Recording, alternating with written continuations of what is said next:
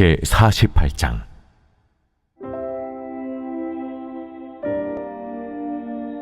모든 지파의 이름은 이와 같으니라. 북쪽 끝에서부터 헤들론 길을 거쳐 하맛 어귀를 지나서 다메섹 경계선에 있는 하살에논까지, 곧 북쪽으로 하맛 경계선에 미치는 땅 동쪽에서 서쪽까지는 단의 몫이요, 단 경계선 다음으로 동쪽에서 서쪽까지는 아셀의 몫이요, 아셀 경계선 다음으로 동쪽에서 서쪽까지는 납달리의 몫이요, 납달리 경계선 다음으로 동쪽에서 서쪽까지는 므낫세의 몫이요, 므낫세 경계선 다음으로 동쪽에서 서쪽까지는 에브라임의 몫이요, 에브라임 경계선 다음으로 동쪽에서 서쪽까지는 르우벤의 몫이요, 르우벤 경계선 다음으로 동쪽에서 서쪽까지는 유다의 몫이요, 유다 경계선 다음으로 동쪽에서 서쪽까지는 너희가 예물로 드릴 땅이라. 너비는 25,000척이요 길이는 다른 몫의 동쪽에서 서쪽까지와 같고 성소는 그 중앙에 있을지니, 곧 너희가 여호와께 드려 예물로 삼을 땅의 길이는 25,000척이요 너비는 10,000척이라. 이 드리는 거룩한 땅은 제사장에게 돌릴지니, 북쪽으로 길이가 25,000척이요 서쪽으로 너비는 10,000척이요 동쪽으로 너비가 10,000척이요 남쪽으로 길이가 25,000척이라. 그 중앙에 여호와의 성소가 있게 하고 이 땅을 사독의 자손 중에서 거룩하게 구별한 제사장에게 돌릴지어다. 그들은 직분을 지키고 이스라엘 족속이 그릇될 때에 레위 사람이 그릇된 것처럼 그릇되지 아니하였느니라. 땅의 예물 중에서 그들이 예물을 받을지니 레위인의 접경제에 관한 가장 거룩한 예물이니라. 제사장의 경계선을 따라 레위 사람의 몫을 주되 길이는 25,000척이요 너비는 10,000척으로 할지니, 이 구역의 길이가 25,000척이요 너비가 각기 10,000척이라. 그들이 그 땅을 팔지도 못하며 바꾸지도 못하며 그 땅에 처음 익은 열매를 남에게 주지도 못하리니, 이는 여호와께 거룩히 구별한 것임이라. 이 25,000척 다음으로 너비 5,000척은 속된 땅으로 구분하여 성읍을 세우며 거주하는 곳과 전원을 삼되, 성읍이 그 중앙에 있게 할지니, 그 크기는 북쪽도 4,500척이요 남쪽도 4,500척이요 동쪽도 4,500척이요 서쪽도 4,500척이며, 그 성읍의 들은 북쪽으로 250척이요 남쪽으로 250척이요 동쪽으로 250척이요 서쪽으로 250척이며, 예물을 삼아 거룩히 구별할 땅과 연접하여 남아있는 땅의 길이는 동쪽으로 10,000척이요 서쪽으로 10,000척이라.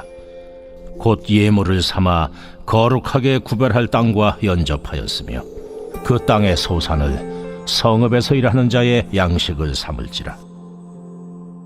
이스라엘 모든 지파 가운데에 그 성읍에서 일하는 자는 그 땅을 경작할지니라. 그런즉 예물로 드리는 땅의 합계는 길이도 25,000척이요 너비도 25,000척이라. 너희가 거룩히 구별하여 드릴 땅은 성읍의 기지와 합하여 네모 반듯할 것이니라. 거룩하게 구별할 땅과 성읍의 기지 좌우편에 남은 땅은 군주에게 돌릴지니, 곧 거룩하게 구별할 땅의 동쪽을 향한 그 경계선 앞 25,000척과 서쪽을 향한 그 경계선 앞 25,000척이라. 다른 목들과 연접한 땅이니 이것을 군주에게 돌릴 것이며, 거룩하게 구별할 땅과 성전의 성소가 그 중앙에 있으리라. 그런즉 군주에게 돌려 그에게 속할 땅은 레위 사람의 기업 좌우편과 성읍의 기지 좌우편이며 유다 지경과 베냐민 지경 사이에 있을지니라. 그 나머지 모든 지파는 동쪽에서 서쪽까지는 베냐민의 몫이요 베냐민 경계선 다음으로 동쪽에서 서쪽까지는 시므온의 몫이요 시므온 경계선 다음으로 동쪽에서 서쪽까지는 이사갈의 몫이요 이사갈 경계선 다음으로 동쪽에서 서쪽까지는 스불론의 몫이요 스불론 경계선 다음으로 동쪽에서 서쪽까지는 갓의 몫이며, 갓 경계선 다음으로 남쪽 경계선은 다말에서부터 무리바 가데스 셈에 이르고 애굽 시내를 따라 대해에 이르나니, 이것은 너희가 제비 뽑아 이스라엘 지파에게 나누어 주어 기업이 되게 할 땅이요 또 이것들은 그들의 몫이니라. 주 여호와의 말씀이니라. 그 성읍의 출입구는 이러하니라. 북쪽의 너비가 4,500척이라. 그 성읍의 문들은 이스라엘 지파들의 이름을 따를 것인데 북쪽으로 문이 셋이라. 하나는 르우벤 문이요 하나는 유다 문이요 하나는 르이 문이며 동쪽의 너비는 4,500척이니 또한 문이 셋이라. 하나는 요셉 문이요 하나는 베냐민 문이요 하나는 단 문이며 남쪽의 너비는 4,500척이니 또한 문이 셋이라. 하나는 시므온 문이요 하나는 이사갈 문이요 하나는 스불론 문이며 서쪽도 4,500척이니 또한 문이 셋이라. 하나는 간 문이요 하나는 아셀 문이요 하나는 납달리 문이며 그 사방의 합계는 18,000척이라. 그날 후로는 그 성읍의 이름을 여호와 삼마라 하리라.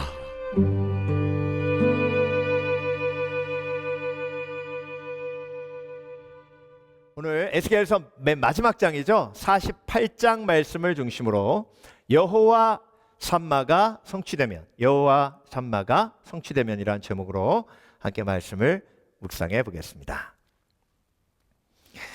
여러분, 에스겔서 48장 지금 이제 마지막에 왔는데요.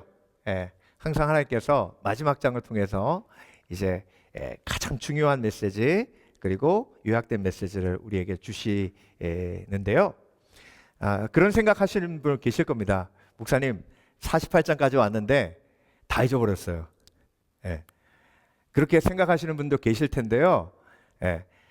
여러분, 에스겔서에서 가장 중요한 환상, 비전 4가지만 기억하면 절대 에스겔서의 중심 메시지는 잊지 않을 수 있습니다. 바벨론 포로되어 있는 이스라엘 백성들에게 하나님께서 강력한 메시지, 음성보다 더 강력한 메시지, 비전을 통해서 그들에게 보여주시며 이 강력한 메시지를 기억하도록 하신 계획이 그 속에 있는 겁니다. 저와 여러분도 바벨론에 사는 것처럼 맨날 세상에 나가 살잖아요. 그러면서 꼭 우리가 에스겔서 전체에 하나님께서 허락해 주신 이 4가지 비전만 기억하면 종으로 살지 아니하고 하나님의 자녀로 하나님의 영향력을 끼치며 살아갈 수 있습니다. 그렇다면 여러분, 에스겔서를 마무리하며 하나님께서 에스겔에게 주신 가장 강력한 에스겔서를 전체적으로 이해할 수 있는 4가지 비전 중에 3가지는 이전에 나왔고 4가지 맨 마지막 비전이 오늘 본문에 나옵니다. 그 첫 번째 비전이 뭐냐면 종생활할 때 이스라엘 백성들이 보일 때 누가 다스려요? 바벨론 사람들이 다스리죠. 바벨론 왕이 다스리죠. 그런데 하나님을 예배하면 하늘이 열리면서 하늘의 보좌가 보여요. 그리고 예루살렘에 계시는 하나님이 바벨론에도 계십니다. 이게 하나님께서 이스라엘 백성들에게 에스겔을 통해서 보여주신 비전이에요. 저와 여러분, 세상에 살아갈 때에 여러분이 그곳에서 예배자로 서시길 주의 이름으로 축원합니다. 그러면 사장님이 이 회사를 다스리는 것 같고 권력자가 이 세상을 다스리는 것 같지만 예배자가 하나님을 예배할 때 하늘문이 열리며 하늘의 보좌가 보이고 하나님께서 이 세상을 다스리고 계심을 보게 되고 믿게 됩니다. 그때 믿음의 사람들은 평안할 수 있어요. 그때 더 큰 비전과 꿈을 보게 됩니다. 그게 첫 번째 비전이고요. 두 번째 비전은 마른 뼈가 살아나는 비전입니다. 우리가 예배할 때마다 기억해야 할 비전이에요. 내가 세상을 살아가면 내 영혼이 마른 뼈와 같이 그렇게 메말라 갑니다. 그런데 하나님을 예배할 때에 마른 뼈가 살아나듯 내 영혼이, 그 메마른 내 영혼이, 갈급한 내 영혼이 살아나는 줄 믿습니다. 예배할 때마다 내 영혼이 마른 뼈와 같이 되어 있음을 기억해야 하고 그 마른 뼈가 살아나게 하신 하나님의 말씀의 능력을 마음속에 새기라고 하나님께서 마른 뼈가 살아나는 환상을 보여주신 겁니다. 그리고 하나님께서 직접 말씀하실 수 있었는데 에스겔에게 말씀을 주시고 대언하게 하셨죠. 그 얘기는 뭐예요? 우리가 하나님의 말씀을 대언할 때, 하나님의 말씀을 선포할 때에 마른 뼈가 살아나는 줄 믿습니다. 삶의 예배 속에서 내가 하나님의 말씀을 내 입술에 담을 때마다 내 앞에 있는 마른 뼈가 살아난다는 믿음이 우리 속에 있기를 하나님께서는 원하십니다. 그런 삶이 바로 종의 삶이 아니에요. 그런 삶은 주도권을 가진 하나님의 자녀로서의 삶, 예수 그리스도의 제자로서의 삶을 사는 겁니다. 이 두 번째 환상을 지내서 세 번째 환상 47장에 나왔습니다. 우리가 예배할 때마다 기억해야 할 환상. 우리가 예배할 때 성전에서 물이 흐릅니다. 거룩한 생명의 물이 흘러요. 그 생명의 물이 뭐라 그랬습니까? 예수 그리스도의 보혈이라 그랬어요. 죽어가는 영혼들, 죄악 속에 빠져 있는 영혼들을 구원하시고 회복하시는 예수 그리스도의 보혈의 능력이 우리가 예배할 때 이 세상을 향해 흘러가는 겁니다. 할렐루야. 복음의 능력이, 좋은 소식의 그 능력이 세상에 찌들어서 좀 더 가지고 좀 더 이루는 것이 목표인 허무한 삶을 살아가는 사람에게 진정한 소망이 무엇인지 예배를 통해 흘러보내는 것이 성전 생명의 물의 환상입니다. 그리고 성령의 능력이 생명의 물로 흘러간다 했습니다. 우리가 온전히 예배할 때에 우리 힘으로 할 수 없는 그 성령의 권능이 예루살렘과 온 유대와 사마리아와 땅끝까지 이르러 주의 복음 전하게 되는 놀라운 역사로 나타나게 되는 줄 믿습니다. 우리가 예배할 때에 생명의 샘이 흘러 생명의 물이 흘러 교회가 세워지고 영원히 살아나는 비전과 꿈을 항상 가지시는 복된 그리스도인 되시길 주의 이름으로 축원합니다. 축원합니다. 이게 세 번째 환상이에요. 네 번째 환상은 오늘 본문에 나와 있어요. 그러니까 여러분 에스겔서 전체 묵상하고 요 네 가지 환상만 머릿속에 딱 담으시면 에스겔서가 내 마음계, 내 삶 속에 들어온 거예요. 자, 오늘 맨 마지막 환상은 무엇인지 오늘 맨 마지막 절을 한번 볼게요. 그 사방의 합가는 18,000척이라 그날 후로는 그 성읍의 이름을 여호와 삼마라 하리라. 여호와 삼마란 뜻이 뭐예요? 여호와께서 그곳에 계시다. 오늘 본문에 여호와 삼마라는 도시는 상상의 도시예요. 실제로 있는 도시가 아닙니다. 그러니까 이건 환상이에요. 비전이에요. 그러면 이 여호와 삼마가 완성되고 여호와 삼마가 이루어진다는 것은 뭘까요? 여호와 삼마가 신약으로 오면 뭐예요? 여호와께서 거기에 계시다. 신약으로 오면 하나님께서 나와 함께 계신다. 임마누엘이죠. 그렇죠? 네. 여호와 삼마가 신약에 와서 임마누엘이에요.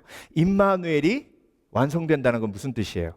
예수 그리스도께서 십자가에 못 박혀 죽으시고 내가 부활하신 예수님을 믿고 영접할 때 내가 문 밖에서 문을 두드리노니 내가 내 음성을 듣고 문을 열면 내가 들어가 너는 나와 더불어 먹고 나는 너와 더불어 먹으리라.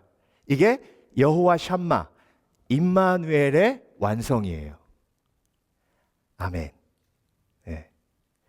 그래서 여호와 샴마가 완성되는 모습을 오늘 본문의 환상을 통해 그림을 통해 하나님께서 한눈에 보여주시는 거예요. 그래서 우리가 성경 봉독하면서 아까 그림 보신 거 있죠? 그걸 머릿속에 하나님은 그리길 원하십니다. 그리고 오늘 제가 그 그림의 환상의 의미 세 가지를 설명해 드릴 텐데 이 세 가지가 그 그림을 보면서 여러분 머릿속에 딱 중심으로 박히게 되면 여호와의 삶이 여러분의 삶이 여호와 삼마의 삶, 임마누엘의 삶, 임마누엘의 하나님의 놀라우신 계획이 완성된 삶이 되는 줄 믿습니다. 믿습니다. 그래서 여러분 이 네 가지 환상, 첫 번째 뭐였죠? 보좌 환상, 두 번째 마른 뼈 환상, 세 번째 생명의 물 성전에서 환상, 네 번째 여호와 샴마의 환상. 그래서 이 여호와 삼마의 환상의 핵심 메시지 세 가지가 무엇인지 여러분 함께 묵상해 보겠는데요. 첫 번째, 여호와 삼마가 성취되면 삶의 중심이 달라집니다. 이 그림 한가운데 12지파의 땅 한가운데 누구의 땅이 있었죠? 하나님께서 거룩하게 구별하라 하신 땅이 있었습니다. 10절 보겠습니다. 그 중앙에 여호와의 성소가 있게 하시고. 자, 여호와의 성소가 12지파 한가운데 있어요. 근데 여러분 여기서 끝나면 안 돼요. 여호와의 성소가 그 중앙에 있으면서 쪼개진 게 있어요. 그 땅이 여호와의 성소 때문에 쪼개졌는데 그 쪼개진 땅이 누구의 땅이냐면 21절 거룩하게 구별할 땅과 성읍의 기지 좌우편에 남은 땅은 군주에게 돌릴지니 성전의 성소가 그 중앙에 있으리라. 왕의 땅이 성소가 중간에 들어감으로 왕의 땅이 쪼개졌어요. 여러분 보십니까? 이 환상을 하나님이 여러분이 기억하길 원하십니다. 자, 그림으로 그리면요, 아까 성경 봉독하면서 오늘 본문을 그림으로 이렇게 표현했는데요, 중앙 그림을 확대하면 중앙에 하나님의 성전이 있는 땅이 있고 레위인의 땅, 제사장의 땅, 성읍의 기지가 있고 그 양쪽으로 왕의 땅이 어떻게 됐어요? 쪼개졌죠. 이게 여호와 샴마의 모습이에요. 이게 왕의 땅이 갈라진 건 무슨 의미입니까? 저와 여러분의 삶 속에서 왕은 누구예요? 나잖아요. 나. 예. 육체의 소욕, 이기심. 그런데 성령 임하시면 내 자아가 깨져요. 내가 그리스도와 함께 십자가에 못 박혔나니 그런즉 이제 내가 산 것이 아니요 내 안에 계신 그리스도께서 사신 것이라. 예. 그래서 이 그림을 그리시면서 하나님이 저와 여러분에게 예배할 때 내가 깨지고 내가 왕으로 내 마음대로 하려고 하는 인생이 깨지면서 그 중앙에 하나님이 들어오시고 하나님의 주권이 내 속에서 세워져요. 그래서 여러분, 세상에서 살면요, 자연스럽게 내가 내 마음대로 하는 게 너무 자연스러워져요. 그런데 예배 드릴 때 하나님 뭘 깨세요? 여호와 샴마의 하나님이, 임마누엘의 능력의 하나님 뭘 깨시는 거예요? 나를 깨시는 거예요.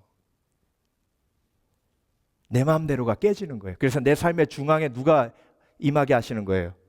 예수 그리스도. 이게 예배의 핵심이에요. 그래서 하늘의 미랄이 땅에 떨어져 죽어지고 깨어지면 열매를 많이 맺는 은혜를 허락해 주시는 겁니다. 그래서 예배할 때마다 우리는 여호와 샴마의 하나님, 그 여호와 샴마의 CD, 하나님의 도성을 눈으로 그리고 그 중앙에 내가 왕으로 서 있는 어리석은 모습에서 깨져야 돼요. 부서져야 돼요.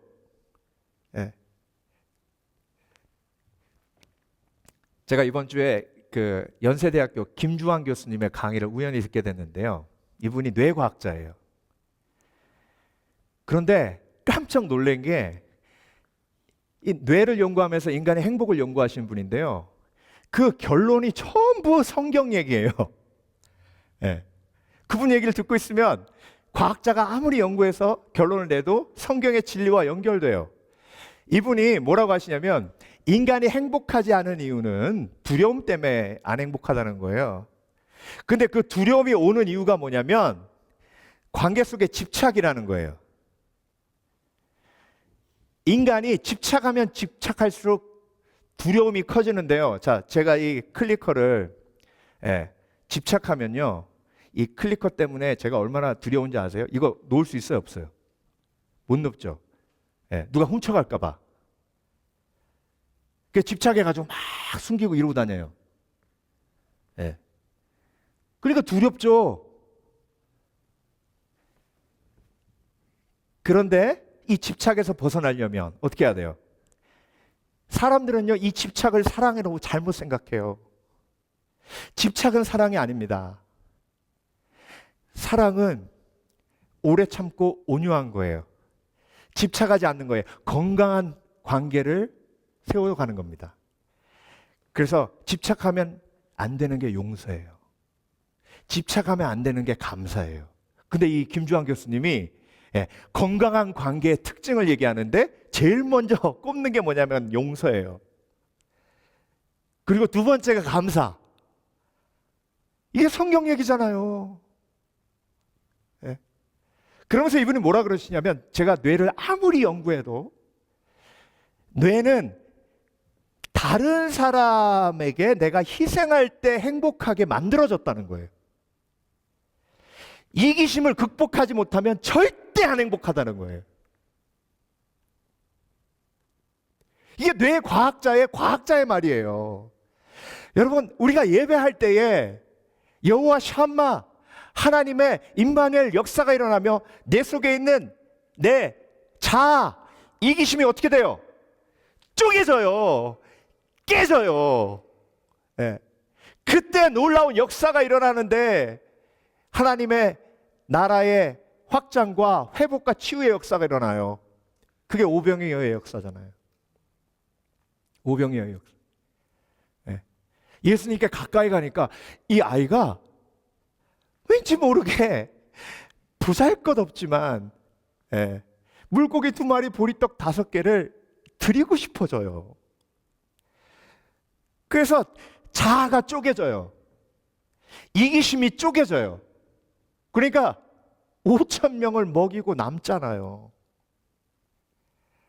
여러분, 내 속에 자아, 이기심이 깨질 수 있는 방법은 오직 한 가지밖에 없습니다. 온전한 예배. 예. 온전한 예배 없이 내 자아는 절대로 깨지지 않아요. 절대로 깨지지 않으면 집착합니다. 집착하면 두려움이 많아요. 두려움이 많으면 절대로 행복할 수 없습니다. 그래서 하나님께서 에스겔서를 마무리하면서 여호와 샴마, 임마누엘 예수 그리스도를 보여주시며 우리가 예배할 때마다 내 중심을 점검하게 하세요. 여러분, 하나님께서 여러분의 마음을 지금 보여주십니다. 여러분 마음 중앙에 혹시 여러분 자신이 앉아있다면 여러분 자신이 예수 그리스도의 말씀으로 쪼개지시길 주의 이름으로 축원합니다. 그리고 그 중앙에 예수 그리스도의 임재, 하나님의 성령의 능력이 임하시는 놀라운 체험을 하시길 주의 이름으로 축원합니다. 그 과정이 뭐예요? 회개예요. 주여, 나는 이기적이에요. 나는 죄인 중에 괴수예요.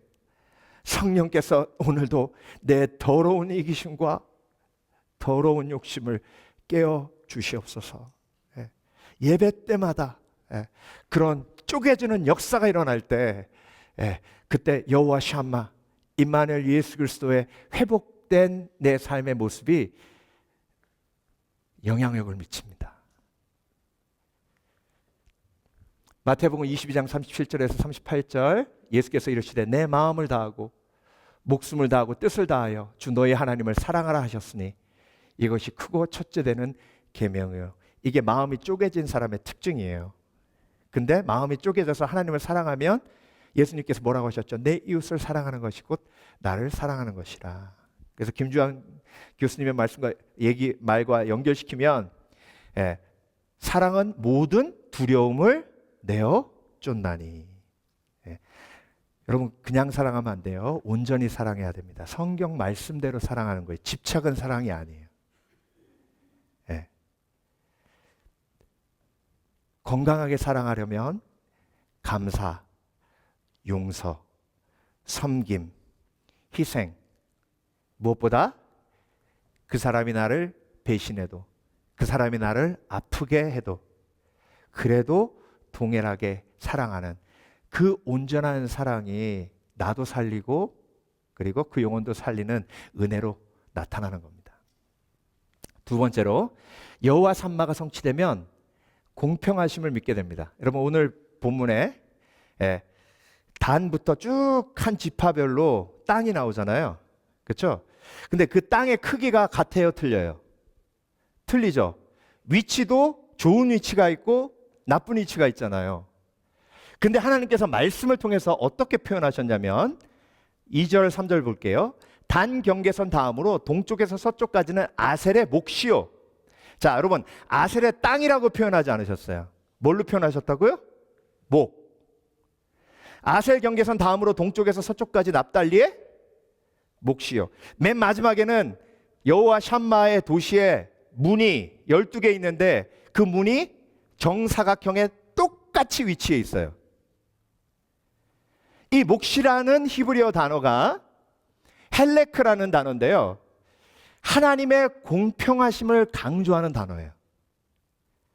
자, 그래서 영어로는 어떻게 해석했냐면 그냥 몫이라고 안 하고 one portion 이렇게 해석했습니다. 그러니까 여러분 마지막 여호와 샴마의 비전을 볼 때 우리는 뭘 보아야 돼요?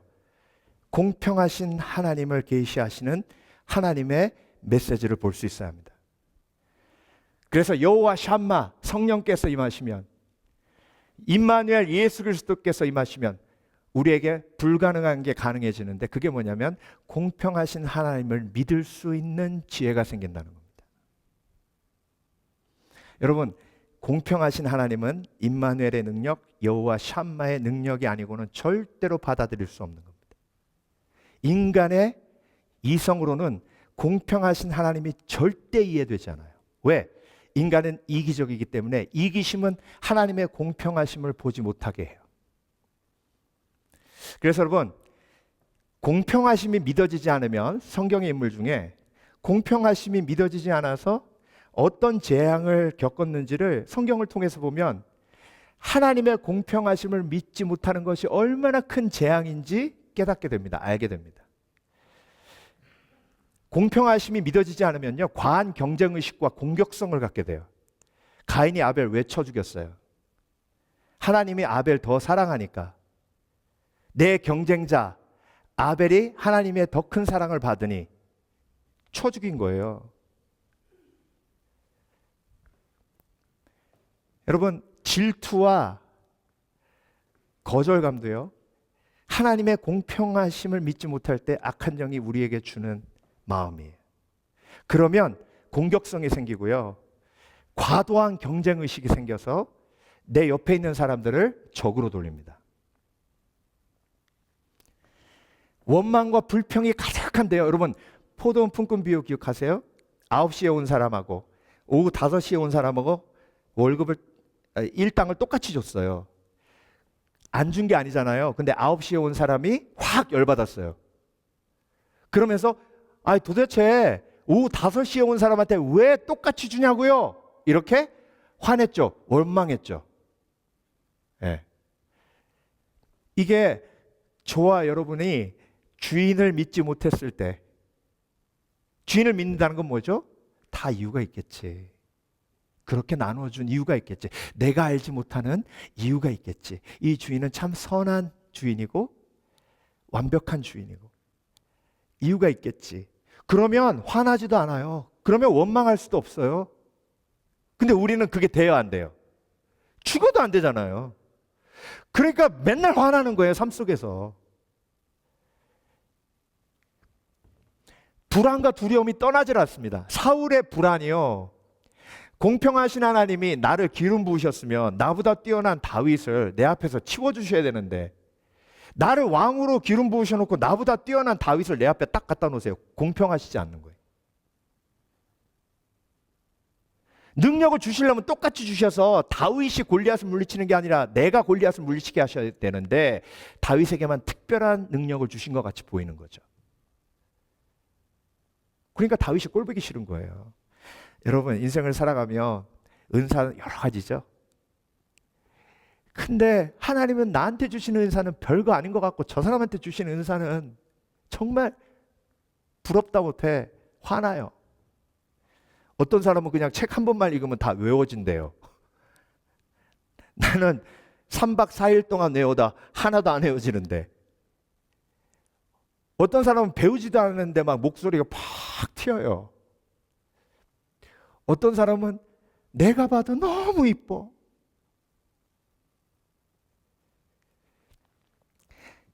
여러분, 공평하심 믿어지지 않으면요, 관계가 깨져요. 요셉의 형들이 요셉 왜 죽이려고 그랬어요? 아버지가 불공평한 거죠. 근데 아버지는 하나님의 사람이에요. 아브라함의 하나님, 야곱의 하나님, 이삭의 하나님. 근데 하나님의 사람 아버지가 불공평해요.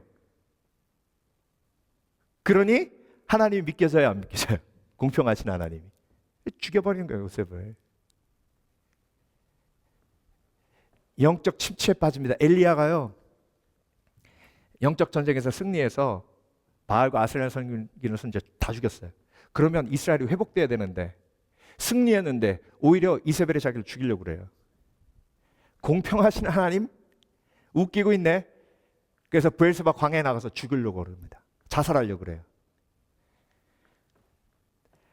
요나가 불순종했잖아요. 공평하심이 믿어지지 않으면 죄를 정당화해요. 하나님, 아시리아 사람들이 어떻게 이스라엘을 핍박했는지 모르세요? 여러분, 아시리아 사람들이요, 이스라엘 점령한 다음에 아시리아가 원래 포악하기로 유명한 민족인데요. 데려다가 자녀들 보는 앞에서 부모들 목 치고 사지 자르고 태워서 죽였어요. 그러니 요나가 니느웨 성에 가서 아시리아의 수도 니느웨 성 가가지고 복음을 전하고 싶은 마음이 생겨야 안 생겨요? 그러니까 요나가 불순종한 거예요. 근데 그 불순종한 걸 정당하다고 얘기하잖아요. 이게 공평하심이 믿어지지 않으면 죄를 정당화시킵니다. 하나님, 내가 좀 욕하긴 했지만 죄는 금수저잖아요. 나를 저렇게 태어나게 했으면 나 그 사람 욕 안 해요. 근데 나를 이 모양 이 꼴로 흙수저도 못 돼가지고 똥수저로 태어나게 하셨으니까 내가 금수저 욕하는 거 아니에요. 여러분 보세요. 공평하심이 믿어지지 않으면 내 인생이 어떻게 돼요? 만신창돼요. 그러니까 하나님이 오늘 에스겔서 48장 끝내면서 환상으로 여러분과 저에게 명확하게 메시지를 보여주시는 겁니다. 나는 공평한 하나님이다. 그래서 여러분, 공평하신 하나님은 논리로 이해가 될 수 없어요. 공평하신 하나님은 여호와 샴마 임마누엘 예수 그리스도의 성령의 능력으로 내가 믿어질 때 그 공평하신 하나님의 은혜가 내 영 속에, 내 삶 속에 흐르게 되는 겁니다. 뜻밖의 선물이라는 책이 있습니다. 이 홍 목사님이요, 북부 보스턴 감리교회 담임 목사님이신데, 이분이 2004년에 16살짜리 아들이 어지럽고 토해가지고 병원에 데려갔더니 의사가 뼈암이라는 진단을 내리고 앞으로 6개월밖에 못 산다고 하더랍니다.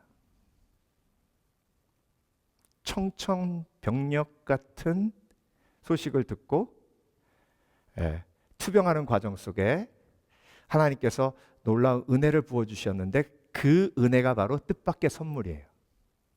근데 이 책에 이런 내용이 나옵니다. 아들 이름이 현택인데요. 어느 날 현택이가 이렇게 담대히 말해 주었습니다. 아빠, 하나님이 내게 주신 시간이 16년이면 우리가 아무리 살려 해도 소용없는 일이에요. 하지만 이렇게 힘든 일을 주신 데는 뜻이 있고 저를 통해서 하나님이 이루시려는 큰 뜻이 있다면 어떻게 해서든지 나을 테니 아빠 너무 염려하지 마세요. 내가 내 뜻대로 이 세상에 오지 않았듯 내가 이 세상을 떠나는 것도 내 뜻대로 하기는 내 뜻대로 되는 것이 아니잖아요. 아빠 나는 괜찮아요. 걱정 마세요. 여러분 이게 16살짜리가 할 수 있는 말입니까? 그래서 그 다음에 홍 목사님 이렇게 고백하세요. 이제 16살 난 아이의 입에서 나올 소리입니까? 그건 바로 아들을 통해서 하나님이 저에게 주신 음성이었습니다. 그리고는 이렇게 말했습니다. 아빠, 제가 아프기 때문에 이제부터는 인생을 아주 의미 있게 살 것 같아요.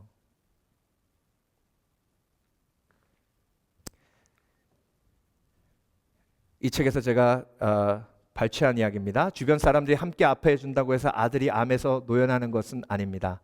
죽은 아들이 다시 살아나는 것도 아닙니다. 8개월 투병하다가 갔어요.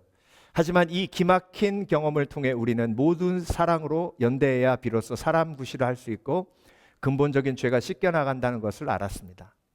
고난 자체를 좋아할 사람은 아무도 없을 것입니다. 다만 고난을 통해서 삶을 배우고 고난 속에 있는 사람들과 연대할 줄 알게 되면 큰 소득일 것입니다. 절망과 죽음에 맞섰던 8개월의 기나긴 싸움에서 얻은 이 선물은 선뜻 받기엔 너무도 힘든 뜻밖의 선물이었습니다.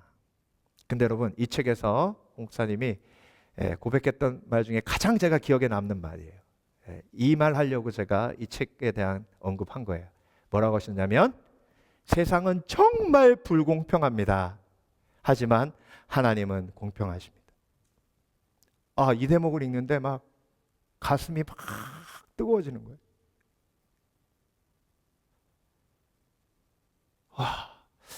어떻게 이런 고백을 이 고난 속에 살 수 있을까? 근데 여러분 이번 주에 제가 또 한 어머니의 고백을 듣게 됐는데요. 그 로즈 케네디 여사 이야기를 들었습니다. 여러분 케네디 명문가 기억하시죠? 로즈 케네디 여사가 JFK, 존 F 케네디 대통령 어머니시잖아요. 사남 5녀, 그러니까 아이가 9명이에요. 근데 9명의 아이 중에 첫째 아들, 첫째 딸, 둘째 아들, 셋째 아들 다 사고로 죽었어요. 그러니까 9명의 자녀 중에 4명이 죽은 거예요. 그 중에 세 번째로 죽은 사람이 존 F 케네디 대통령이에요. 근데 이분이 너무 신실한 크리스천이에요. 근데 이분이 뭐라고 고백했냐면요. 104세까지 사셨는데요. 주위 사람들이 물어봤답니다. 어떻게 로즈 여사는 그런 고난을 겪고 아픔을 겪고도 이렇게 감사하며 밝을 수 있습니까? 그랬을 때 뭐라고 얘기했냐면 폭풍이 끝났다고 믿는 새는 다시 노래 부릅니다.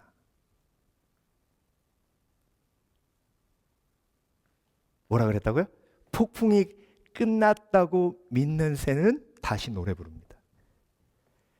근데 폭풍이 끝났다고 믿지 못하는 새는 계속 노래를 멈추고 슬퍼한다는 거예요. 폭풍이 끝났다고 믿을 수 있는 마음을 주시는 게 예수 그리스도의 복음이에요.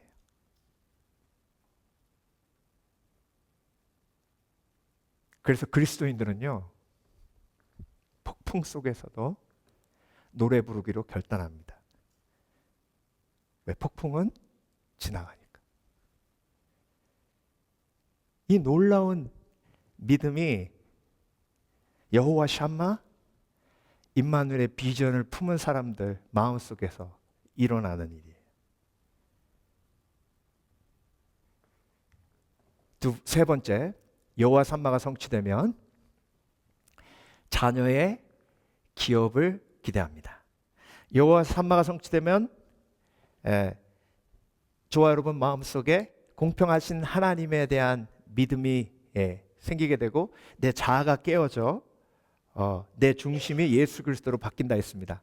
그리고 마지막 여호와 샴마가 성취되면 자녀의 기업을 기대하게 되는데요. 여러분 자녀의 기업을 기대할 때 공평하신 하나님을 내가 받아들이게 됩니다. 자, 이것은 너희가 제비 뽑아 이스라엘 지파에게 나누어 주어 기업이 되게 할 땅이요 또 이것들은 그들의 몫이니라 주 여호와의 말씀이니라. 이 기업이란 말이 아까 몫이란 말하고는 다른 히브리어예요. 기업이란 말은 히브리어 나할라라는 말인데 하나님의 자녀 삼으심을 강조하는 단어예요. 자, 여러분 지금 이스라엘 백성들은 포로돼 있죠. 노예예요. 노예에게 땅이 있어요, 없어요? 없죠. 그러니까 하나님께서 땅을 주셨다는 얘기는 그 각 지파가 하나님의 자녀임을 증명해 주시는 거예요. 종에게는 기업이 없어요. 종은 유산을 물려받지 못해요. 그런데 하나님의 자녀는 나할라, 기업을 받게 돼요. 탕자의 비유에서요. 첫째 아들이 화난 이유가 뭐예요? 아버지가 너무 불공평한 거예요. 그렇죠? 여러분도 첫째 아들이면 화 안 내시겠어요? 그러면서 뭐라 그랬어요? 아버지, 나를 위해서는 송아지 한 마리 잡아준 적이 없으면서 저렇게 제사를 모두 탕진하고 창기와 노란한 저 아들을 위해서는 이렇게 잔치를 베풉니까? 아버지 도대체 정신이 있는 거예요? 없는 거예요? 이게 공평합니까? 막 소리 지르죠. 그렇죠? 근데 그게 저와 여러분의 모습일 때가 있어요. 그때 아버지가 뭐라 그랬죠? 누가복음 15장 31절에 32절 아버지가 이르되 너는 항상 나와 함께 있으니 여호와 샴마 임마누엘 내 것이다 내 것이다 내 것이로되. 너 뭐 기억하라고 하신 거예요? 지금 기업을 기억하라고 하신 거예요. 공평함을 믿을 수 없을 때, 하나님의 공평함을 믿을 수 없을 때, 그때 하나님이 저와 여러분에게 주신 말씀입니다. 너는 항상 나와 함께 있으니 내 것이 다 내 것이로되. 너에게 뭐가 있다? 기업이 있다. 그 기업이 뭐예요? 기업이 뭐예요? 라할라. 기업이 뭐예요? 영생이잖아요.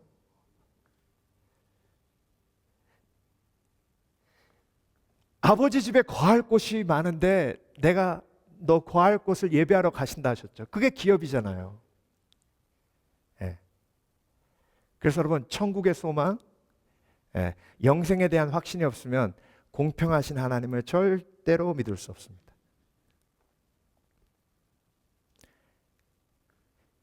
요한복음 1장 12절, 영접하는 자, 곧 그 이름을 믿는 자들에게는 하나님의 자녀가 되는 권세를 주셨으니. 제가 함께 사역한 목사님 중에 저한테 그런 얘기 하시는 목사님이 계셨어요. 나는 하나님 아버지 그럼 느낌이 없대요. 아버지가 태어날 때부터 없었대요. 그래서 하나님 어머니 그러면 느낌이 온대요. 근데 자기가 제일 좋아하는 성경 구절이 있대요. 그 구절이 요한복음 1장 12절이래요. 영접하는 자고 그 이름을 믿는 자들에게는 하나님의 자녀가 되는 권세를 주셨으니. 이 말씀을 믿는 순간 내 아버지 부재가 해결됐다는 거예요.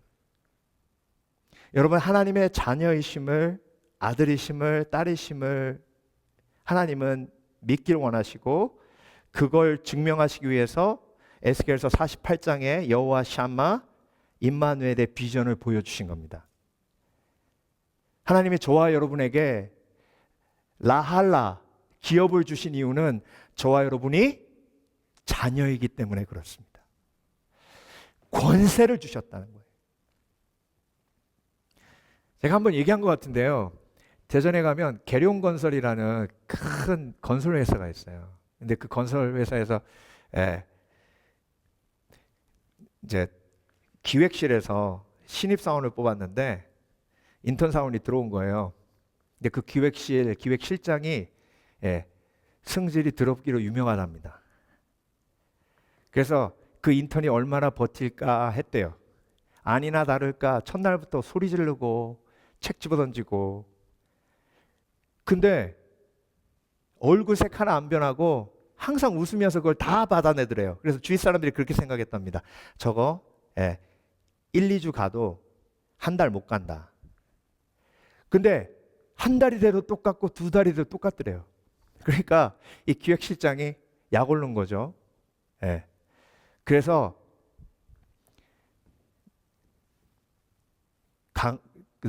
건너지 말아야 할 강을 건넌 거예요. 아버지 어머니를 들먹이면서 너 이따위로 네 부모가 가르쳤냐까지 한 거예요. 그러면 이렇게 뚜껑 열리고 사람이 돌아야 되잖아요. 근데 웃더래요. 그래서 야, 얘는 언터처블이다. 그래서 6개월이 지났대요. 6개월 지나고 비밀이 밝혀진 거예요. 그 비밀이 뭐냐면 그 인턴 사원이 사장님 아들인 거예요.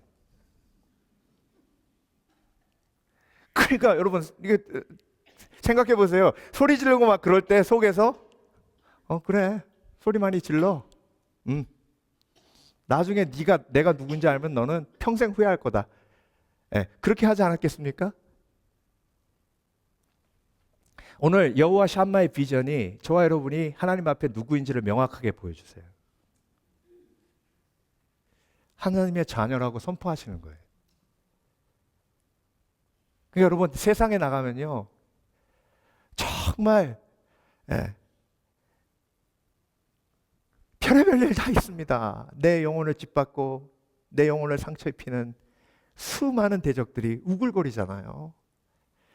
그때 하나님의 여호와 샴마의 비전을 기억하며 내가 너를 위해 예비한 기업을 기억하라 라고 선포하시는 겁니다. 베드로전서 1장 4절 썩지 않고 더럽지 않고 쇠하지 아니하는 기업을 있게 하시나니 곧 너희를 위하여 하늘에 간직하신 것이라. 기도하겠습니다.